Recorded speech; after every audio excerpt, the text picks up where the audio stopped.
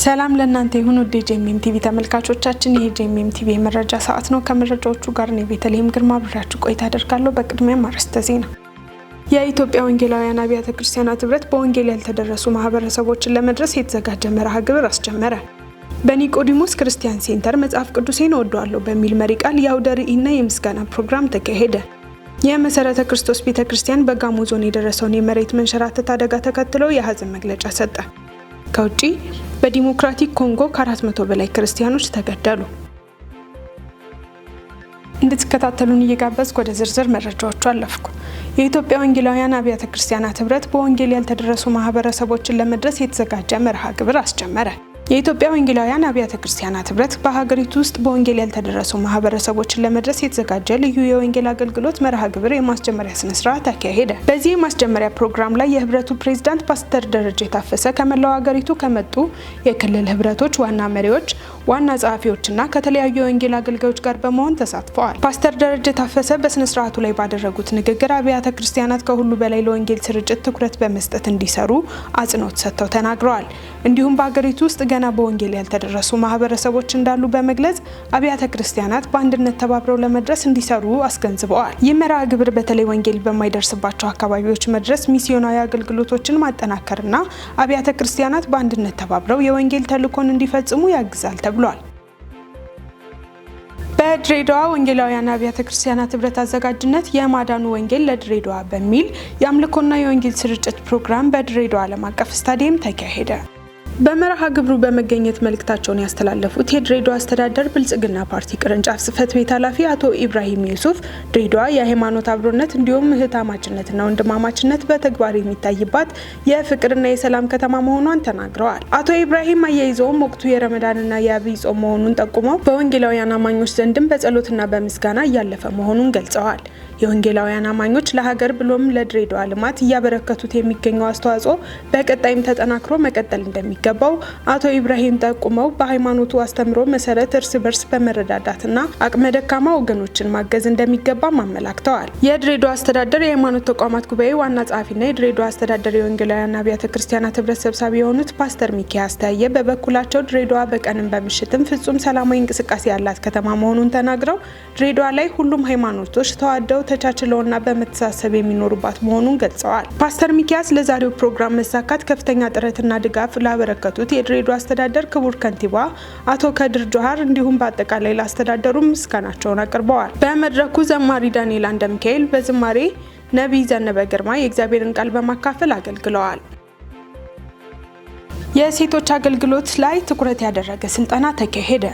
የኢትዮጵያ ሙሉ ወንጌል አማኞች ቤተክርስቲያን የደቡብ ምዕራብ አዲስ አበባና አካባቢው ክልል የሴቶች አገልግሎት ላይ ትኩረት ያደረገ ስልጠና አካሄደ። ቅዳሜ መጋቢት 5 2018 ዓ.ም በጀሞ አጥቢያ የሴቶች አገልግሎት መሪዎችን የሚያበረታታ ስልጠና ሲካሄድ በአዲስ አበባና በሸገር ከተሞች ከሚገኙ አጥቢያዎች የተወጣጡ የሴቶች አገልግሎት መሪዎች ተሳትፈዋል። ፕሮግራሙን በእንኳን ደህና መጣችሁ ንግግር የከፈቱት የክልሉ ፕሬዝዳንት መጋቢ አእምሮ መልካሙ ሲሆኑ በንግግራቸው የሴቶች አገልግሎት ትኩረት ተሰጥቶት ሊጠናከር ይገባል፣ ክልሉን በቀጣይነት አገልግሎቱን ለማጠናከር በእቅድ እየሰራ ነው ሲሉ ገልጸዋል። ስልጠናውን ሴቶችና የመልካም ትውልድ ተጽዕኖ ፈጣሪነት በሚል ርዕስ እህት ትዕግስት ጥበቡ ሰጥተዋል። መጋቢ ኤርሚያስ ገብረመድህን የሴቶች አገልግሎት መሰረታዊ ጉዳዮችና ደረጃጀት በሚል ርዕስ ስልጠና ሰጥተዋል። በመጨረሻም ተሳታፊዎች በቡድን ውይይት ተሳትፈው ለቀጣይ አገልግሎታቸው የሚረዱ እቅዶችን በማውጣት ፕሮግራሙ ተጠናቋል። መረጃው የኢትዮጵያ ሙሉ ወንጌል አማኞች ቤተክርስቲያን ነው። በኒቆዲሞስ ክርስቲያን ሴንተር መጽሐፍ ቅዱሴን እወደዋለሁ በሚል መሪ ቃል የአውደ ርዕይና የምስጋና ፕሮግራም ተካሄደ። መጋቢት 6 ቀን 2018 ዓ.ም በኒቆዲሞስ ክርስቲያን ሴንተር አዘጋጅነት መጽሐፍ ቅዱሴን እወደዋለሁ በሚል ርዕስ የተዘጋጀ ልዩ አውደ ርዕይና የምስጋና ፕሮግራም በኢትዮጵያ የህይወት ብርሃን ቤተክርስቲያን ወይም ክርስቲያን ላይፍ አሴምብሊ አጥቢያ ተካሂዷል። ይህ መርሃ ግብር የተሰናዳው ከመስከረም 1 ቀን ጀምሮ ከዘፍጥረት 1 እስከ ራዕይ 22 በሚል መሪ ቃል በቲክቶክ እና በቴሌግራም አማካኝነት በየቀኑ ከምሽቱ 3 ሰዓት ላይ በቀጥታ ስርጭት ሲከናወን የቆየው መጽሐፍ ቅዱስን በአንድ ዓመት የማንበብ የመጨረስ የጉዞ አጋማሽ መንገድ ላይ መድረሱ ምክንያት በማድረግ የተዘጋጀ ነው። በመርሃ ግብሩም የኢትዮጵያ ወንጌል አማኞች አብያተ ክርስቲያናት ካውንስል ፕሬዝዳንት ቄስ ደረጀ ጀንበሩ እንኳን አደረሳችሁ በማለት መጽሐፍ ቅዱስ በብዙ ውጣ ውረድ እጃችን ከገባ በኋላ እናነበዋለን። ብዙ ስህተት እየመጣ ያለው ባለማንበባችን ነው። ለዚህ ቃል ቦታ እንስጠው ብለው ወደ ቃሉ እንመለስ ሲሉ አባታዊ ምክራቸውን አስተላልፈዋል። የኢትዮጵያ መጽሐፍ ቅዱስ ማህበር ጠቅላይ ጸሐፊ ሊቀ ሕሩያን ቀሲስ ይልማ ጌታሁን ስለ ኢትዮጵያ መጽሐፍ ቅዱስ ማህበር እየሰራ ስላለው ስራ በመግለጽ ለዚህ ወንጌል የሚጨነቅ ትውልድ በማየቴ ትልቅ ደስታ ተሰምቶኛል። ይህ የመጽሐፍ ቅዱስ ስራ እጅግ ከባድ ነው። ለዚህም የእውነት መጽሐፍ እንጠንቀቅ ብለዋል። በጉዟቸው ሁሉ የኢትዮጵያ መጽሐፍ ቅዱስ ማህበር በሁሉም አቅጣጫ ከጎናቸው ነው ሲሉ ተናግረዋል። የፕሮግራሙ አዘጋጅ እህት ትዕግስት እጅጉ እንኳን ደህና መጣችሁ በማለት በነገር ሁሉ የረዳቸውን እግዚአብሔርን አመሰግናለሁ። ይህን የእውነት ወንጌል ከእጃችን በብዙ ተጋድሎ የአሁኑ ትውልድ ጋር እንዲደርስ ላደረጓቸው አባቶች ክብር ይገባቸዋል ሲሉ መልእክታቸውን አስተላልፈዋል። የመጽሐፍ ቅዱስ ንባብ መዝሙረ ዳዊት ምዕራፍ 126 ላይ የደረሰ ሲሆን እስከ ጳጉሜ 5 እንደሚቀጥል ተገልጿል። መረጃው የኢትዮጵያ ወንጌል አማኞች አብያተ ክርስቲያናት ካውንስል ነው። የመሰረተ ክርስቶስ ቤተክርስቲያን በጋሞ ዞን የደረሰውን የመሬት መንሸራተት አደጋ ተከትሎ የሀዘን መግለጫ ሰጠች። በደቡብ ኢትዮጵያ ክልል በጋሞ ዞን በተለያዩ አካባቢዎች በተከሰተው የመሬት መንሸራተት አደጋ በርካታ ሰዎች ሕይወት መጥፋቱን ተከትሎ ከቤተ ክርስቲያኗ የሀዘን መግለጫ ተሰጥቷል። የመሰረተ ክርስቶስ ቤተክርስቲያን በአደጋው ምክንያት ሕይወታቸውን ባጡ ዜጎች ላይ የተሰማትን ጥልቅ ሀዘን ገልጻ ለተጎጂዎች ቤተሰቦችና ለወዳጅ ዘመዶቻቸው መጽናናት እንደምትመኝ አስታውቃለች። ቤተ ክርስቲያኗ በመግለጫው እንደገለጸችው በዚህ አሳዛኝ ክስተት የተጎዱት ወገኖች በእግዚአብሔር መጽናናት እንዲያገኙ የጸሎት ድጋፍ ተጠይቋል። በቅርብ ጊዜ በጋሞ ዞን በተከሰተው የመሬት መንሸራተት አደጋ ምክንያት የሰው ሕይወት ከመጥፋት በተጨማሪ የንብረት ጉዳት መድረሱንም ተገልጿል። ኢቫንጀሊካል ሊደርስ ሚሽንስ ኮሌጅ ተማሪዎችን አስመረቀ። ኢቫንጀሊካል ሊደርስ ሚሽንስ ኮሌጅ ለ7ኛ ዙር በዲግሪ መርሃ ግብር ያሰለጠናቸውን 14 እጩ ተመራቂዎችን መጋቢት 5 ቀን 2018 ዓ.ም በይፋ አስመርቋል። ኮሌጁ ከኢትዮጵያ ወንጌል አማኞች አብያተ ክርስቲያናት ካውንስል ያገኘውን እውቅና መሰረት በማድረግ ከተለያዩ ወንጌላዊ አብያተ ክርስቲያናት የመጡ አገልጋዮችን በዲግሪ በዲፕሎማና በሰርቲፊኬት መርሃ ግብር በሚሽንስ አመራርነት ስልጠና እየሰጠ መሆኑ ተገልጿል። የምረቃ ስነ ስርዓቱን በፓስተር ዘነበች የጸሎት መርሃ ግብር መክፈቻ የተደረገም ሲሆን የኮሌጁ ዲን አቶ ዘለቀ ደገለ የእንኳንና ደረሳችሁ መልእክት በማስተላለፍ ለተመራቂ ተማሪዎች የተማሩትን ትምህርት በተግባር ማገልገል ይገባል ሲሉም ተናግረዋል። በዕለቱም የኢቫንጀሊካል ሊደርስ ሚሽንስ ኮሌጅ ፕሬዝዳንት የሆኑት መጋቢ በቀለ ማምሩ በምረቃት ስነ ስርዓቱ እንደተናገሩት ኮሌጁ በወንጌላዊ አብያተ ክርስቲያናት አገልጋዮችን ለሚሽንስ አመራርነት ለማብቃት የሚያደርገው ስልጠና በቀጣይም እንደሚቀጥል ገልጸዋል። 7ኛ ዙር የምረቃ ፕሮግራም ነው። በዚህ በ7ኛ ዙር የምረቃ ፕሮግራም ላይ 14 ተማሪዎች በዲግሪ የተመረቁበት መርሃ ግብር ነው ያለው። ስለዚህ ከዚህ በፊት እንደዚሁም በአፋር ማለት ነው በመናገሻ እንደዚሁም ደግሞ በአዲስ አበባ ይደረግ ነበር። በዚህኛው ዙር በአዲስ አበባ ብቻ ነው ያስመረቅ ነው። ስለዚህ ከዚህ በኋላ ደግሞ በአዲስ መልክ የነበረውን እያስቀጠልን በአዲስ ደግሞ ከሲንጋፖር በቅርብ ጊዜ ባገኘነው የአፊሊዬሽን ፕሮግራም የማስተርስ ፕሮግራሙንም አሁን ልንጀምር ዝግጅቱን አጠናቀናል። ዛሬ የተመረቁ አገልጋዮች ወንጌል ያልደረሰባቸው አካባቢዎች ላይ የወንጌልን መልእክት ይዞ የሚሄዱ ታማኝ አገልጋዮች ናቸው። በሌላ በኩል የኢትዮጵያ ወንጌል አማኞች አብያተ ክርስቲያናት ካውንስል የስነ መለኮት መምሪያ ኃላፊ የሆኑት ቄስ ዶክተር ዘላለም ቸርነት እንደገለጹትም የእንኳን ደስ አላችሁ መልእክት በማስተላለፍ ለተመራቂዎች ምክረ ሀሳባቸውን አጋርተዋል። በዛሬው ዕለት የኢናልሚክ ወይም ደግሞ የኢቫንጀሊካል ሊደርስ ሚሽን ኮሌጅ 14 ተማሪዎችን በዲፕሎማ እና በዲግሪ አስመርቋል። በጣም መልካም ጊዜ ነበረ። እንግዲህ ኢናልሚክን እንዳየሁት ከሆነ ሚሽን ተኮር የሆነ ኮሌጅ ነው። ኮሌጁ በተለያዩ የትምህርት መርሃ ግብሮች የሚሽንስ መሪዎችን በማብቃት ለቤተ ክርስቲያን አገልግሎት ድጋፍ ሲያደርግ መቆየቱንም በመድረኩ ተወስቷል። ውድ ተመልካቾቻችን አሁን ደግሞ ከውጭ ወደ ያዝናቸው መረጃዎች አለፍኩኝ። በኬንያ በጎርፍ መጥለቅለቅ የሞቱ ሰዎች ቁጥር 66 ደረሰ።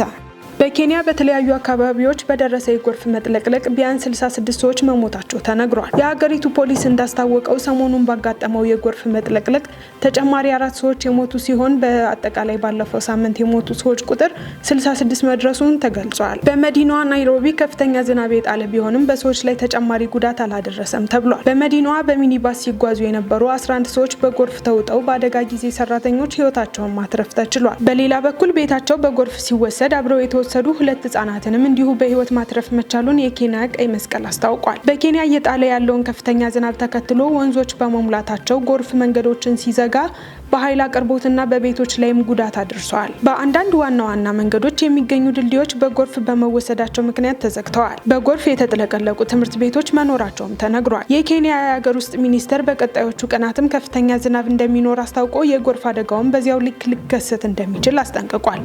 ዘገባው የቢቢሲ ነው።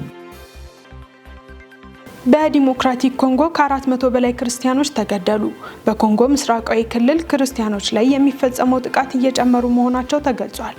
ዳንኤል አንተነህ ዝርዝር አለው።